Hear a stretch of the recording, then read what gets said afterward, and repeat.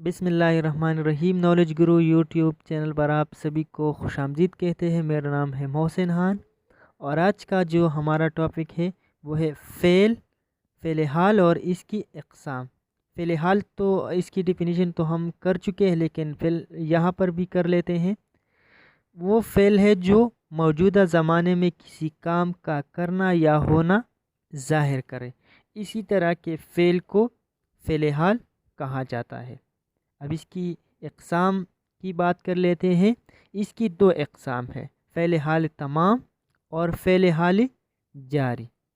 تو سب سے پہلے ہم فعل حال تمام کی ڈیفینیشن کریں گے، اس کے بعد فعل حال جاری کی۔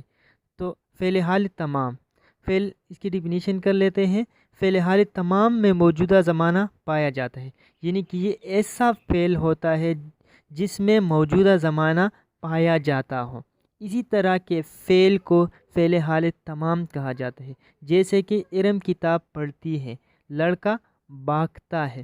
اس طرح کے فعل کو فعل حال تمام کہا جاتا ہے۔ اگلی قسم ہے فعل حال جاری۔ تو اس کی تعریف کر لیتے ہیں، ڈیفینیشن کر لیتے ہیں۔